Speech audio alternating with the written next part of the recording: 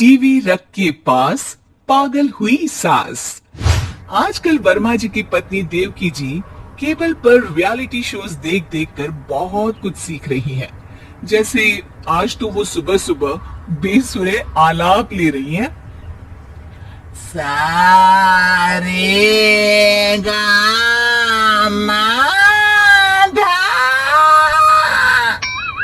माँ जी, सारे गामा पाधा नीसा होता है। अरे वो तो सब गाते हैं, ये मेरा स्टाइल है। आवाज तो कम कर लीजिए माँ जी, पर्दे फट जाएंगे कान के। ये कहो कि पर्दों में आग लग जाएगी।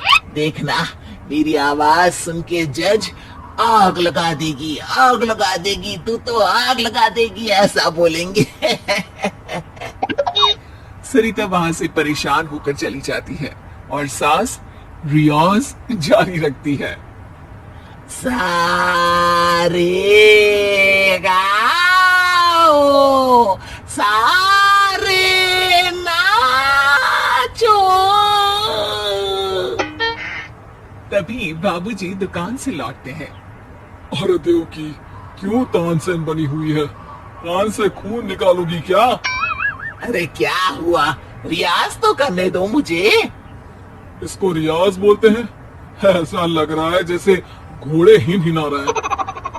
घोड़े पे बैठ के ही बम्बई जाऊंगी मैं तो, जब जज साहब कहेंगे कि देवकी तुम मुंबई आ रही हो। जज साहब, वो अदालत वाले? अरे नहीं नहीं, बड़े लोग हैं, आप नहीं जानते हैं।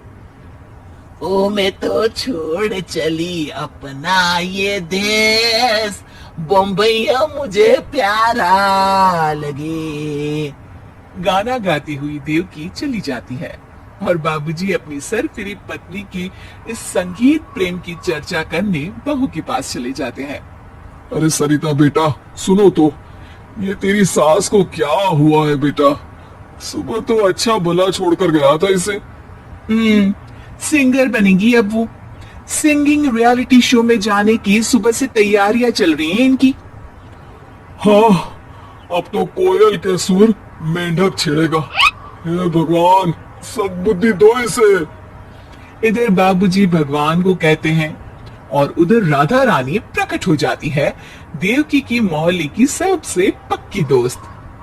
क्यों री देवकी, काहे इतना गला फाड़ रही है? कोई चीखने चिल्लाने का कंपटीशन है क्या? अरे ये देख, नया सिंगिंग शो, मैं भी गाऊंगी, हिंदुस्तान के दिलों की धड़कन बनूंगी। अरे इतना बेसुरा गा के दिलों की धड़कन नहीं, दिलों का अटैक बन जाएगी। इससे तो अच्छा है कि नाच ही ले। वैसे भी दिन भर मोहल्ले में नाचती तो रहती है तू, कभी इसके घर कभी उसके घर। देवकी को समझ में आ जाता है कि उसका गाना किसी को पसंद नहीं आ रहा। अगले दिन सरिता देखती है कि सास पैरों में घुंघरू बांध के नाच रही है। अरे माँ जी, क्या मंजुलिका बनी हुई है आज आप? अरे नाचने दे बहू, जब तक है जान जाने जहां मैं नाचूंगी। अरे माँ जी, अभी जान निकल जाएगी इतनी जोर से नाचेंगी तो।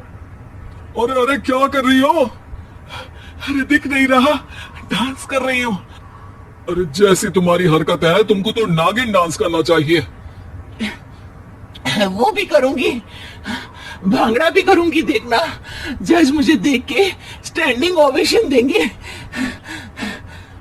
हाँ, स्टैंडिंग ओवेशन तो देंगे ही, ताकि खड़े होकर वहां से भाग सके तुम्हारा डांस देखकर। अरे कुछ ढंग की चीज करो, ये रोज क्या नया शुरू कर देती हो? सास को लगता है कि उसका डांस का सीन भी बिगड़ गया। अब वो टीवी देख के कोई और कलाकारी ढूंढने लगती है। तभी उसे टीवी पर खतरों के खतरनाक खिलाड़ी शो दिखता है, जिसमें लोग अलग अलग स्टंट करते हैं। बस देवकी को नया काम मिल जाता है। अगले दिन सुबह देवकी डंबल लेकर कसरत करने लगती है। माँ जी, ये क्या कर रहे हैं आप? अरे खाली जैसे बनकर खलबली मचा दूंगी। कल मैंने खतरों के खतरनाक खिलाड़ी देखा, और सोच लिया कि मुझे वही जाना है। हाँ बस। तभी वहाँ बाबूजी भी आ जाते हैं। अरे इतना भारी डंबल, अरे गिर मत जाना कहीं लेकर।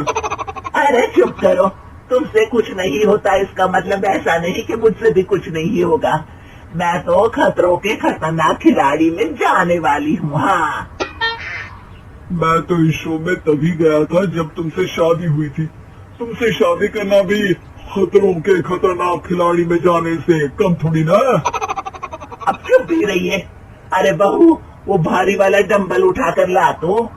अरे नाना माँ जी, आप संभाल नहीं पाओगी। अरे मैंने टीवी में देखा था, एक आदमी कार उठा लेता है, इतना तो मैं उठा ही सकती हूँ ना। बहू घबराते हुए भारी वाले डंबल माँ के हाथ में दे देती है। जैसे ही माँ दोनों हाथ ऊपर करती है, पूरे शरीर का बैलेंस बिगड़ जाता है और वो पीछे की तरफ गिर जाती है। डंबल जाकर टीवी में लगता है और टीवी फूट जाती है। माँ जी, उठिए माँ जी। बाबूजी बहुत तेज हंसने लगते हैं। बाबा बाबा, टीवी और बीवी दो टेंशन थे मेरे, आज एक कम हो ही गया। बहू भी सास को उठाते उठाते इस बात पर ताली बजाकर हंसने लगती है और देवकी फिर से गिर जाती है। और इस बार देवकी भी अपनी बेवकूफी पे हंसी रोक नहीं पाती।